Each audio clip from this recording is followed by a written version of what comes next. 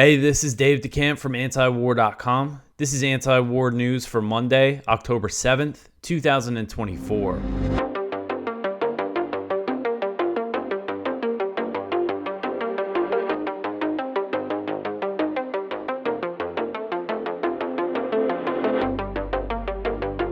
All right, the first story at the top of antiwar.com today. Israeli attack on North Gaza signals the start of ethnic cleansing. So I'm recording this late Sunday night, just before midnight, and Monday, of course, is October 7th, is the marks 1 year since the Hamas attack on southern Israel and the start of this horrific genocidal campaign that we've seen in Gaza over the past year, and it looks like it's about to get a lot worse. With all the attention right now on the tensions between Iran and Israel, and of course Lebanon, there's much less scrutiny of Israel's conduct in Gaza. And it looks like, based on what they said and did on Sunday, that they are starting to carry out this plan that will result in the ethnic cleansing of northern Gaza. And this is something I covered this plan a bit on my show, and I know we've been talking a lot about how they want to completely conquer northern Gaza to start with. You know, of course, they want to take over the whole Gaza Strip, but they're going to start with the north. And it looks like this is the beginning of that. So the Israeli military has launched a fresh assault on northern Gaza and ordered all Palestinian civilians living in the north to head south, signaling that Israel may be enacting an ethnic cleansing plan that has been reviewed by Prime Minister Benjamin Netanyahu. So known as the General's Plan, since it was drawn up by retired IDF generals, the plan would result in the complete ethnic cleansing of Palestinians from areas north of the Netzarim corridor, which is that strip of land controlled by the Israeli military that separates Gaza City and other parts of the north from the south, from the rest of Gaza. And I saw this tweet from Itzik Suret. He's a reporter for Israel's public broadcaster Khan. He said basically that the general's plan was underway. He wrote on X, quote, "In the future, the entire northern area of the Gaza Strip will be cleansed according to the general's plan," end quote. So the first step is to transfer the estimated 300,000 Palestinian civilians out of northern Gaza.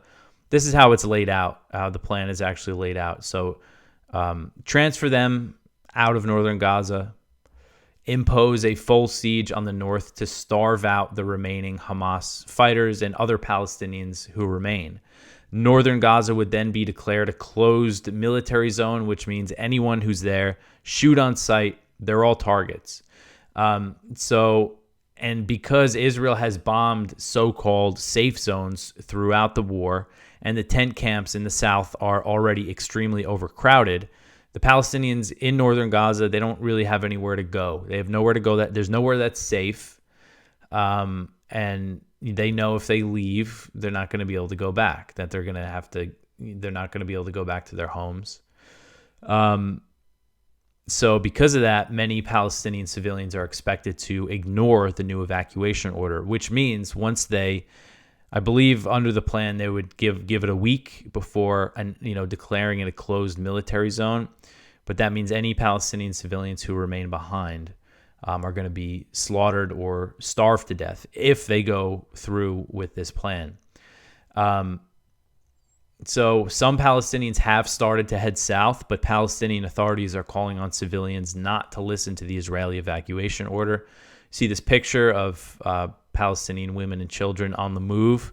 Some of them are picking up and heading south to that Al-Mawasi refugee camp, the so-called safe zone that Israel has targeted multiple times. They've launched major airstrikes in that tent camp. So Gaza's interior ministry said, quote, "Israeli claims about the presence of safe zones in southern Gaza are lies as Israel commits crimes and massacres in all areas of the enclave. We call on citizens in northern Gaza to ignore Israeli threats," end quote. So Israeli forces are currently focusing their renewed assault in northern Gaza on the Jabalia refugee camp and have sent tanks into the area for the first time in months. At least 17 people, including 9 children, were killed by Israeli attacks on Jabalia overnight Saturday into Sunday. The Israeli military said that it has surrounded the refugee camp, while Palestinian Islamic Jihad said that its fighters have targeted Israeli troops attempting to penetrate the camp.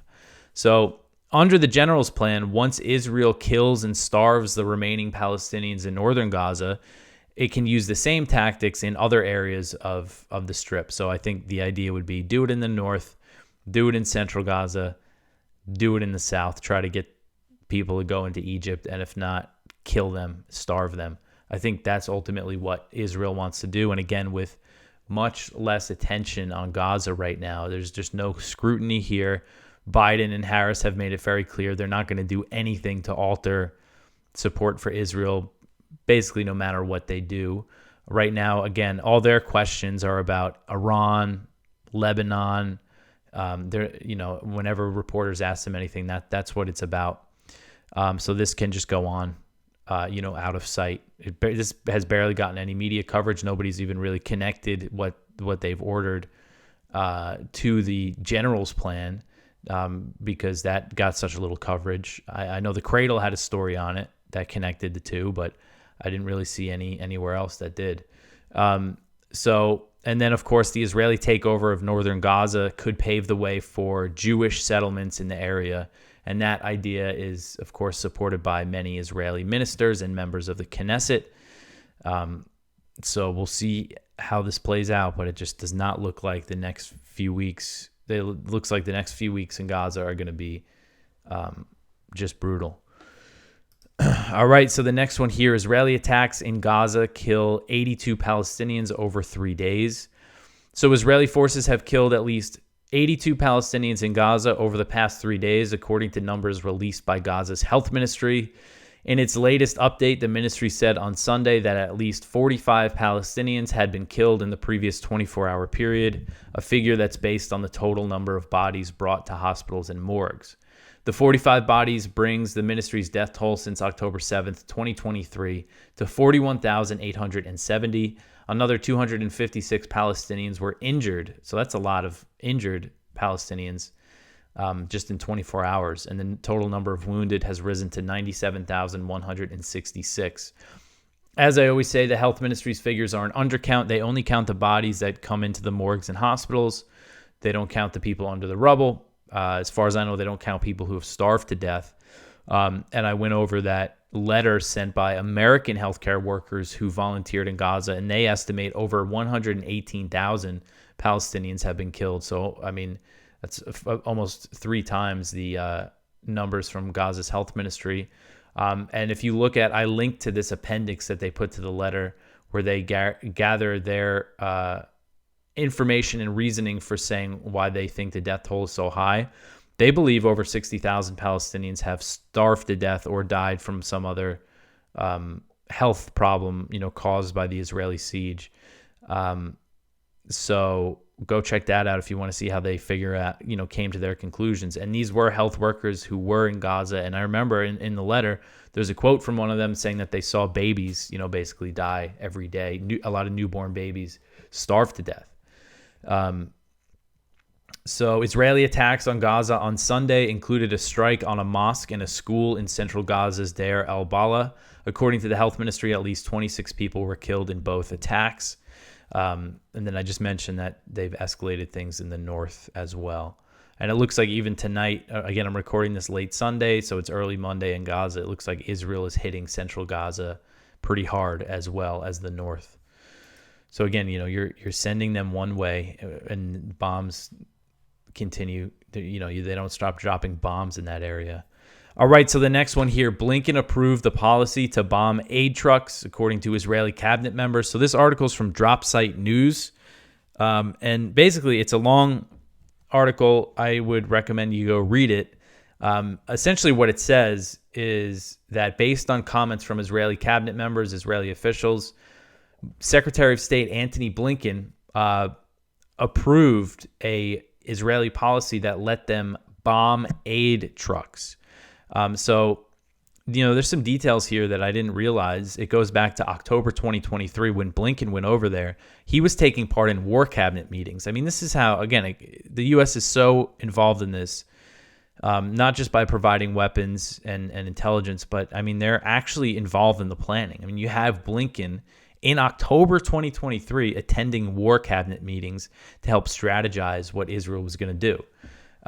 And they came to an agreement because Blinken went there. If you remember, initially, Israel imposed a complete siege. They said no aid trucks were going to get in. They were actually bombing the Rafah border crossing if they tried to send aid trucks in.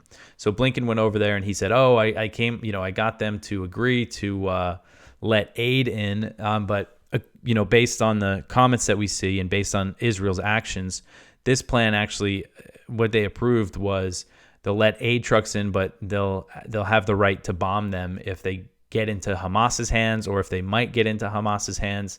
And obviously, there's very loose interpretations of that. We saw that with the World Central Kitchen workers who were killed in 3 separate strikes. They basically bombed that aid truck until they were all dead. And so essentially what this is saying is that, this is a result of a policy that Blinken helped the Israeli war cabinet agree on and approve. So it just goes to show how despicable Blinken is and the whole administration for supporting all of this. They pretend to care about civilians, but it's all just, they're the ones killing them and helping kill them. It's all just for show. And of course, everybody that listens to this show, I'm sure feels that way. But man, I don't get how some people can justify supporting the administration. Well, I guess Kamala Harris, it's going to be a different administration, but she's in the administration that is doing all of this. And she is basically saying that she's not going to change anything. All right, so the next one here, journalist killed in Israeli bombing after threats to end coverage. This article's from Middle East Eye. Israeli forces killed a Palestinian journalist on Sunday, weeks after he received threatening messages instructing him to stop filming Israeli attacks in the Gaza Strip. So this is Hassan Hamad. He was very young. He was only 19 years old. He was killed in his home in the Jabalia refugee camp when struck by artillery fire. See, he's a very young man. And so he was getting texts on WhatsApp threatening him, saying, if you continue spreading lies about Israel, which is just covering the horrific massacres in Gaza, then we'll come for you next. So he was getting all these threatening messages, and now he's been killed by Israeli forces. And I believe he is the 175th journalist to be killed by Israeli forces in Gaza. All right, so the next one here, the U.S. offers Israel compensation for Iran strikes. So the U.S. has offered Israel a compensation package if it avoids hitting certain targets in its planned attack on Iran. This was reported by the Jerusalem Post, citing the Israeli TV channel Kan 11. And one of their correspondents said that this package would include military aid and a guarantee that the U.S. would provide total diplomatic support. So their correspondent said, quote, an American official said, if you don't hit targets A, B, and C, we'll provide you with diplomatic protection and an arms package. Israeli officials responded saying, we consider the United States and listen to them, but we will do anything and everything we can to protect the citizens and the security of the state of Israel, end quote. So essentially what they're saying here is if you bomb targets that we're okay with, that we approve, and they're talking about strikes inside Iran. So they are talking about bombing Iran. If you do it the way we want, we'll give you more military aid and complete diplomatic support. So, war is coming. Obviously, there's all sorts of war happening, but war between the U.S. and Iran, that's what this is just going to lead to. And it'll probably just involve them trading airstrikes and missile strikes. It's not like there's going to be ground fighting, I don't think, between U.S. and Iranian troops. I can't imagine that. But it's going to be heavy bombings, heavy missile strikes. U.S. bases are going to get hit hard. Who knows what this could turn into, really. And the U.S. is coordinating with Israel on its plans to respond to the Iranian missile barrage that was launched last week, which, of course, came in response to all these Israeli escalations. Biden has said a few things about this. First, he said that they would not support strikes on nuclear sites. Then he said that they're discussing strikes on oil infrastructure. And then he said a day after that, well, if I was in Israel's shoes, I would think about something besides hitting the oil fields. And the way he talks about it, it's like passive, like, that it's all up to Israel ultimately. But again, the U.S. is going to be very involved in this to some point. If Israel's really trying to launch airstrikes in Iran, heavy airstrikes, I'm sure they're going to get some kind of support from the U.S. military, whether it's intelligence or refueling of the planes. And then the U.S. is saying they're going to defend Israel no matter what. So that's a type of support when you say that you're going to defend a country from consequences it may face from attacking another country that is supporting that attack. So Iran is saying, basically, no matter what kind of attack it is, we're going to respond. Their rhetoric has changed, basically saying, we're done with restraining ourselves. If you hit us, we're going to hit you even harder. So it's, everything is aligned here for this to turn into a really big war. And again, then all the eyes are off Gaza. All right, so the next one here. Trump says that Israel should strike Iran's nuclear sites. So former President Donald Trump said on Friday that Israel should target Iran's nuclear facilities, criticizing President Biden for saying that he didn't support such strikes. Trump said this at a campaign event in North Carolina. Quote, they asked him, what do you think about Iran? Would you hit Iran? And he goes, as long as they don't hit the nuclear stuff, that's the thing you want to hit, right? I think he's got that one wrong. Isn't that what you're supposed to hit? I mean, it's the biggest risk we have, nuclear weapons, end quote. So I hope you understood that quote. It's Trump saying, this is what Biden said. This is what I would say. Basically saying, you got to, if you're going to hit Iran, you got to hit the nuclear sites. And then he went on to claim that Iran will soon have nuclear weapons, but there's no evidence that Iran is working to make a bomb. That's been acknowledged by U.S. intelligence this year in their annual threat assessment. And Iran is a signatory to the Non-Proliferation Treaty, and all of its nuclear facilities are for civilian purposes. You'll see stuff kind of scaremongering about the uranium enrichment at 60%. But that is below the 90% needed for weapons grade. So even if they have a stockpile of 60% enriched uranium, you can't make a bomb with it. So it kind of doesn't really matter.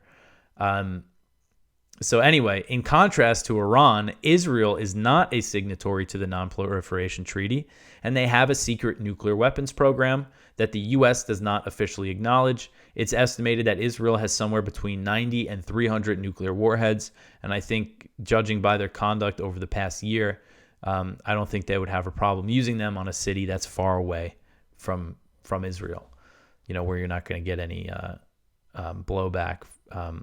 So you fall out. So Trump's comments about Iran's nuclear sites come as the world is anticipating this big Israeli attack on Iran. Not good to see that both the candidates will support Israel in this way, against Iran. All right, so the next one here. Israel kills 100 children in Lebanon in 11 days. This is a particularly bad news day. I'm sorry, but it is October 7th. So at least 100 children have been killed by Israeli strikes in Lebanon since Israel dramatically escalated its attacks on the country on September 23rd. And this was announced by UNICEF, the UN's child relief agency, on this past Friday. Citing Lebanon's health ministry, UNICEF said that 127 children have been killed by Israeli strikes in Lebanon over the past year, with more than 100 dying between September 23rd and October 4th. Israeli attacks on Lebanon have wounded at least 890 children since October 8th, 2023. So the number of child casualties in Lebanon has risen, likely is higher now, since Friday, because Israel has just continued to pound Lebanon. They launched their heaviest bombing yet on Beirut from Saturday into Sunday, with about 30 strikes reported in Dahieh, the city's southern suburb. And so, really heavy. The pictures and videos just, I feel like I haven't really covered it enough on this page, but today the focus is more about Gaza. But they've been really hitting Beirut hard. And Lebanon's children have also been suffering a massive displacement crisis in the wake of Israel's escalations. It's estimated that over 400,000 children have been displaced. And similar to the Israeli assault on Gaza, Israeli warplanes have bombed evacuation routes in Lebanon, including the Masna border crossing, which connects Lebanon and Syria. Israeli strikes on the crossings early Friday severely damaged the road, forcing Lebanese fleeing into Syria to travel by foot. So the next one here, I just posted the Al Jazeera live updates because it seemed like there was a lot of airstrikes happening in Lebanon, and it's just a good way people could kind of check in on the latest updates. And there's also updates about Gaza in here too.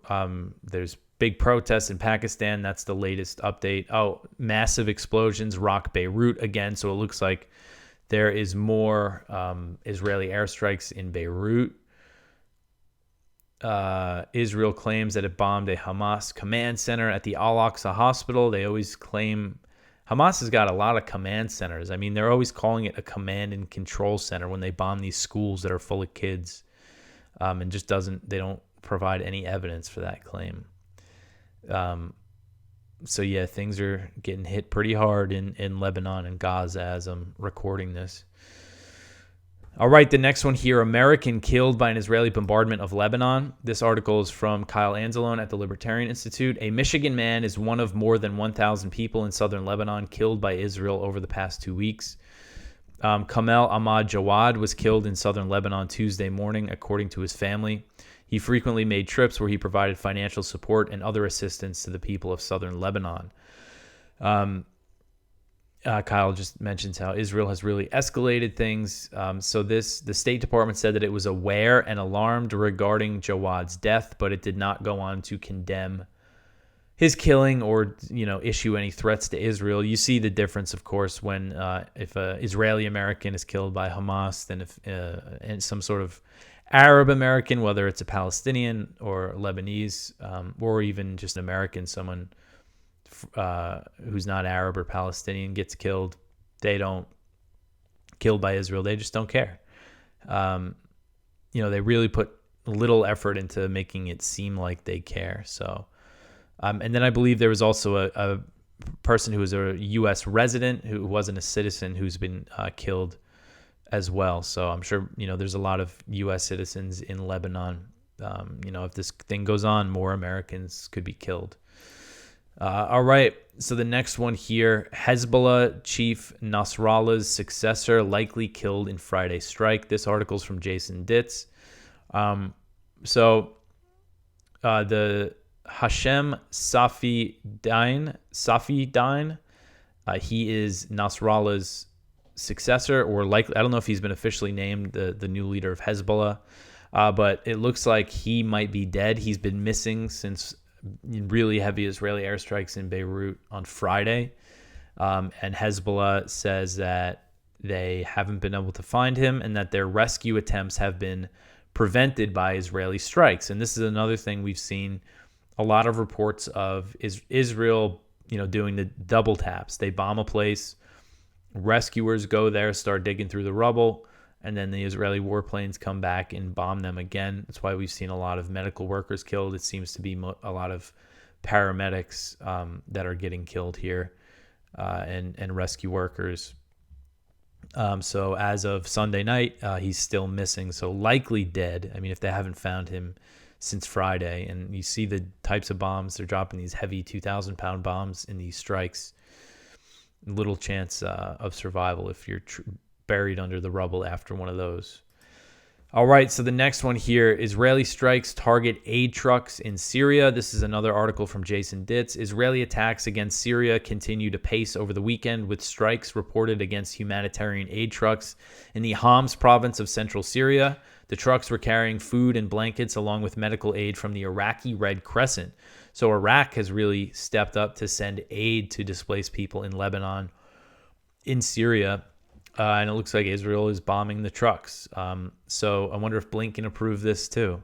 So details are still emerging. The attack reportedly took place in an industrial area near a car factory. 3 members of the relief team sent from Iraq were reported wounded in the strikes, and their condition is not at present clear. It has been reported that in the last 72 hours, some 150 trucks have entered Syria through Iraq's Abu Kamal border crossing, and that the focus is to offer relief to the large number of Lebanese who have fled into Syria after the Israelis began ground invasions of Lebanon over the past week. Since Israel has been attacking Syria almost daily since then, it's clear that they couldn't simply flee from Lebanon to escape the onslaught. Israel hasn't commented on the attacks and probably won't, because they usually do not take credit for their airstrikes in Syria, and that's been the way that they operate there for years now. All right. So the next one here, Israeli strike on West Bank cafe wipes out an entire family. So this, I went over this strike in the last show. There weren't too many details. The airstrike in the Tulkarm refugee camp, and so it looks like it killed one family, just completely wiped them out. For the first time in more than 20 years, Israeli fighter jets bombed a West Bank city on Thursday night. I know they've launched drone strikes recently, but this is the first time Israeli jets bombed a West Bank city in more than 20 years. A cafe where young men were gathered for shisha and food was struck alongside the residential apartment next door. 18 people were killed and many others wounded, according to the Palestinian Health Ministry.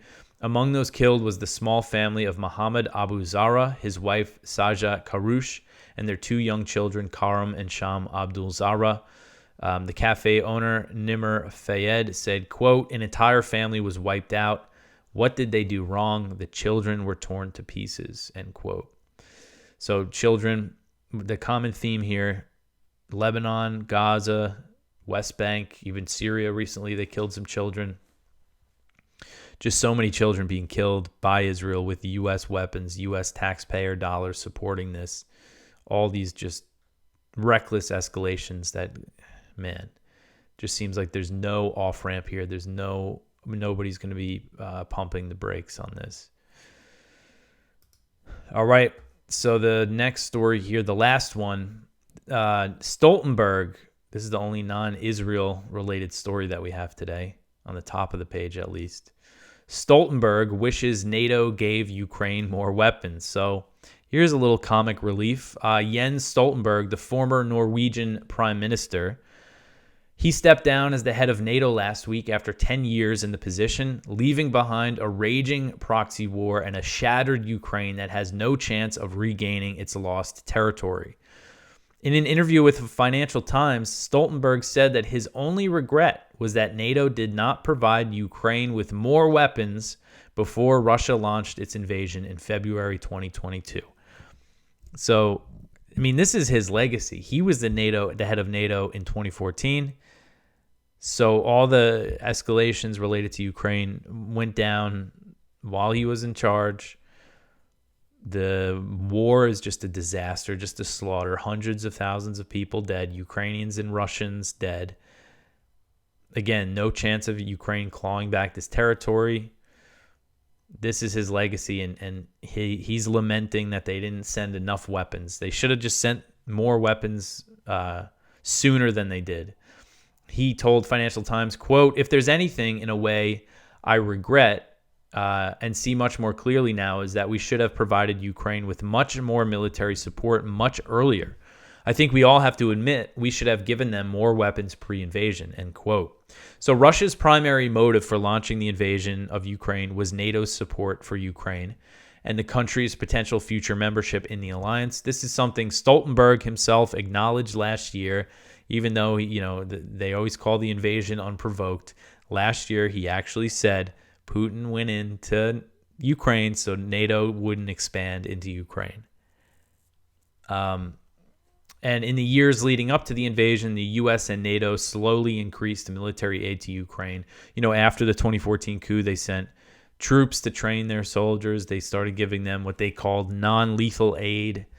And then the big escalation actually happened under Trump when they started sending the Javelin anti-tank missiles. That was considered the first batch of lethal aid that Ukraine got. Trump said, Obama only sent them pillows and blankets.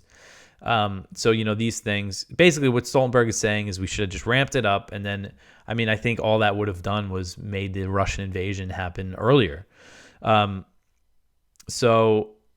Stoltenberg said, quote, sending lethal weapons was a big discussion. Most allies were against that pre-invasion.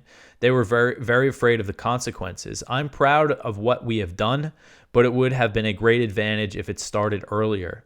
It maybe could have even prevented the invasion or at least made it much harder for Russia to do what they've done, end quote. So he is proud of what he has done, and he also bragged about crossing Putin's red lines despite the risk of nuclear escalation. He said, quote, I pushed for crossing all those so-called red lines that Putin has put up, and we have crossed many of them, and he hasn't done anything. The reality is that if President Putin wants to escalate with the use of weapons of mass destruction, he can create all the excuses he needs. So far, we have called his bluff, end quote. So really bragging about pushing all these reckless escalations. I mean, again, this is his legacy, and this is his attitude about it. Is the only thing I wish we could have sent more weapons. I'm proud of what we've done. How can you look at the situation and possibly be proud of anything? All right, so that is it for the news for today. Please go check out our viewpoints. One from Abdul Halim Abdul Rahman, October 7th, in retrospect, why Hamas attacked. A good look back at the reasons for the attack. One from Joseph A. Palermo. Brett Stevens says the U.S. must attack Iran. One from Ramsey Baroud. Words kill. Why Israel gets away with murder in Gaza and Lebanon.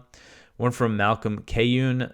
Hurricane Helen is America's Chernobyl moment. One from Daniel Larison. American doctors who worked in Gaza. No more bombs to Israel. All right, I almost forgot to mention that we are starting our fundraiser at antiwar.com, just kicking it off today. And the theme of this fundraiser is basically, we got a lot of work to do. We have a lot of stuff to follow and cover here.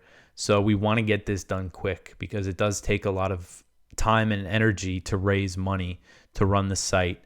And if you appreciate this show, if you read antiwar.com, this is how we get by. We are entirely reliant on donations from our readers and listeners of this show now who also support us, who I appreciate very much. And we haven't had to do a fundraiser in a while. I think it's been about 6 months because the last one went so well. Usually we do them every quarter, but we had a great showing last time. So hopefully we get another strong one and we could get it done quickly. We're trying to raise $100,000 this time around. I think we're going to get some people to put up some nice matching funds, hopefully. But so if you have the means and you can support us, please go to antiwar.com/donate, and you could see the different ways that you could help us out. So again, let's get this thing off to a good start so we can get it done quickly. And this goes to just running the site, basically keeping the lights on. It pays the bills. None of us make big salaries. I can assure you of that.